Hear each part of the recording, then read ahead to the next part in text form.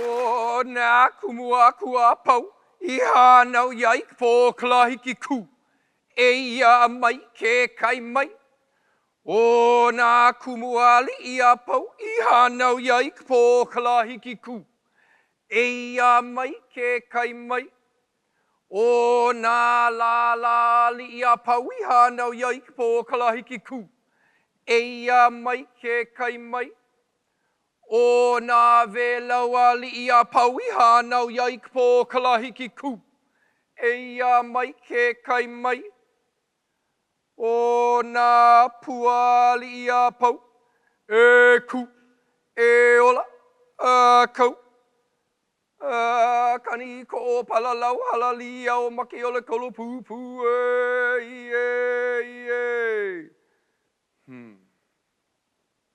Aloha kakahiaka, aloha mai kako, aloha. Oh, you guys got that one down. It is proper in Hawaii to welcome you to start things off with an oli, with a chant. One of our beliefs is that the sound of a voice can be a gift in itself, especially if you are traveling and you have nothing else to bring. We call that your leo.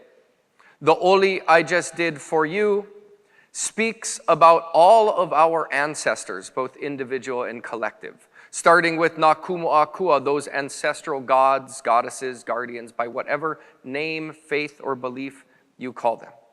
And then speaks about Nā Kumuali'i, the ancestral chiefs, the beginnings of your bloodlines, wherever you come from, across whatever ocean, from whatever country and nation, and whatever you discovered on Ancestry.com and 23andMe.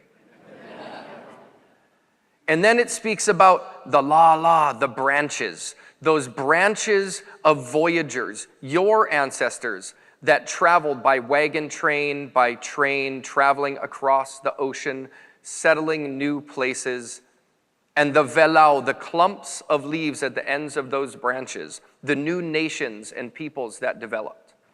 And then it speaks about the pua, the pua, the flowers, those of us alive today, and our children. And it asks us to do three things. E ku, to stand tall. E ola, to live correctly. And to a kau, to be of your right place, to be settled. And then it finishes with that long refrain, a kaniko o palalau halalia o maki o le kulupupue, which means basically to do that, to recognize where you come from, who you are, and what you have to contribute to this world until your last breath, until you are so old that you kaniko'o, that you walk with a cane, till you palalau hala, till the skin hangs off of you like an overripe hala fruit. Very great imagery. Until you hau maka iole, till the bags beneath your eyes hang like an old rat's. We wanted to reinforce that point. That these commitments were not just for today, not just for next year, not just when you're in a good mood and you got a good night's sleep, but forever, until your last breath. Because that is our kuleana, is our responsibility, is our privilege that we have by being alive today, by being in this life, and by having something to contribute. And doubly so if you are a leader, if people depend on you, whether that's your family or your team, your company, or your clients. With the extension of my leo and the offering of that oli, I welcome you into this space. We share the same physical space, but the extension of an oli allows us to enter the same mental, emotional, and spiritual space. And I welcome you here today.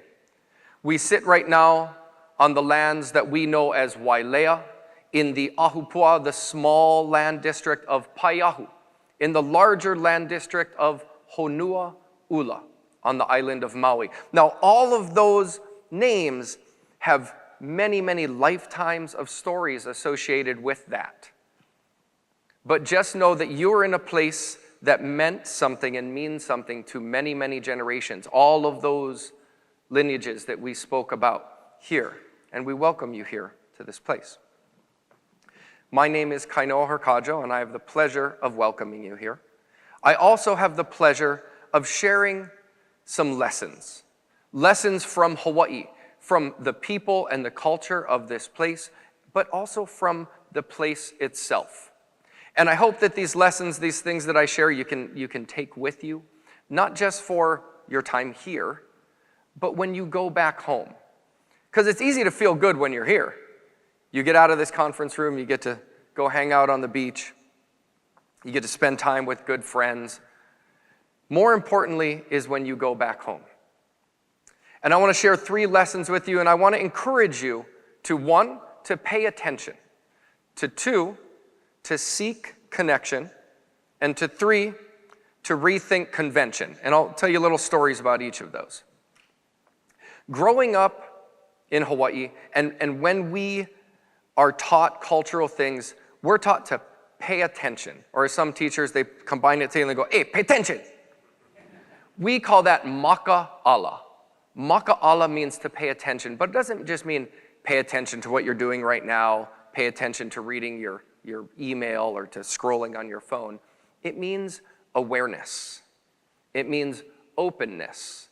It means situational awareness, spatial awareness, being aware of all those things around you. As a child in Hawaii, we are taught this by the phrase, pa'akawaha, shut your mouth.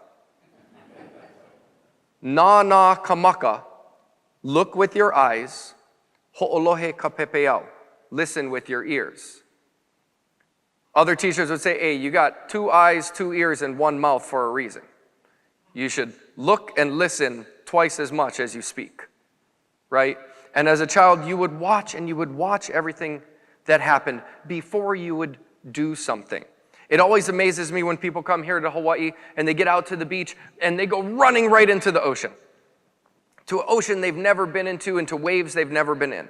Now, if you've ever seen a surfer or a fisherman here in Hawaii, when they get out to this beach, this place they've been to many, many times, they stop and they look and they watch. And they'll stay sometimes for a very long time. What are they looking for, right? They're looking for where the wind is coming from, where the riptide is, what the sand has done underneath the ocean to change how the waves are coming in, the number of waves, the timing in between the sets. All so that they approach and enter this place prepared, right?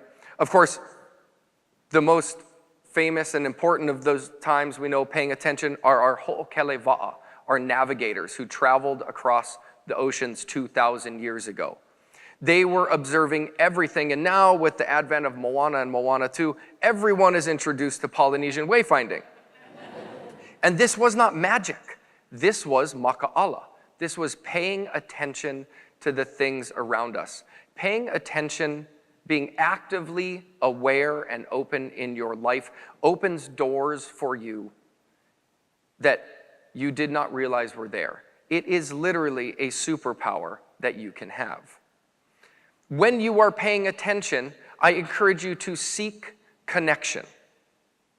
The world around us is trying to steal our attention on a moment-by-moment basis and deprive us of real, true connection. Now in Hawaii, like many other places, when we meet somebody that's a stranger, we try to get to know them, right? Now in Hawaii, we ask people what I call the 3 questions. And any local person will know this. When we meet somebody, we say, hey, what school you went? Now we're not asking about college. We don't care about company. We want to know, because we still think of ourselves as a small town, we want to know, what high school did you go to? Okay? Geography. You telling me what high school you went to places you on an island, on a side of an island. It lets me know kind of where you come from, what ethnicity you might be from, what the favorite sports of that school were. It tells me a whole bunch about you. That geography, that space. Then, the second question, what year did you graduate? So we say, what year you grad? Now I've placed you not just within space, but within time. I know whether you're my peer group, or my older cousins, or my parents, my younger cousins, or my children.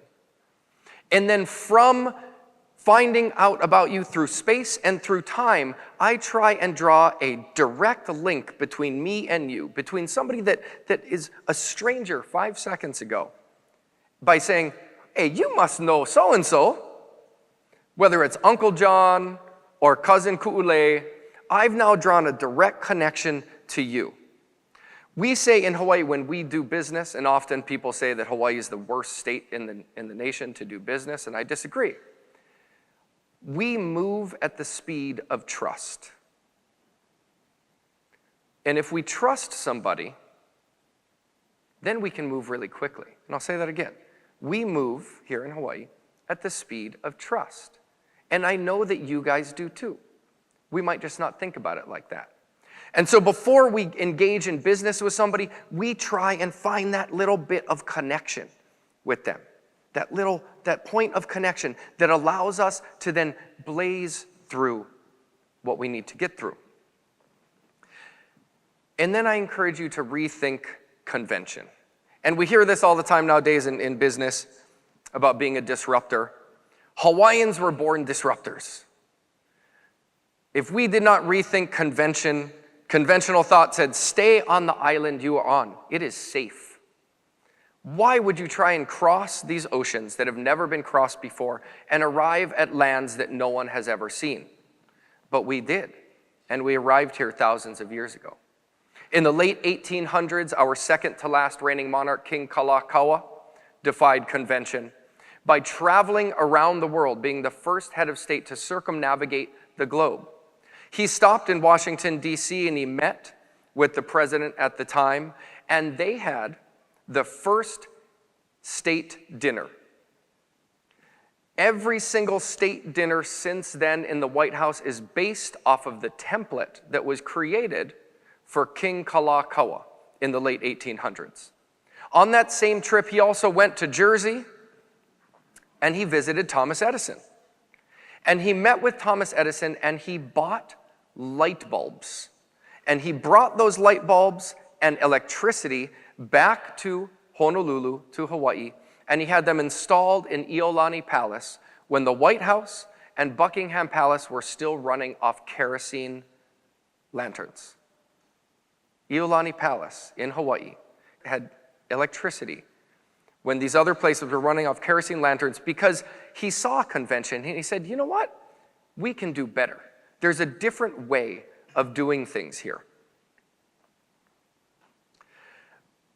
In ancient times, and a long time ago, not following these lessons, not responding to the call to pay attention, to seek connection, and to rethink convention, literally meant the difference between life and death, or at the very least, feast or famine.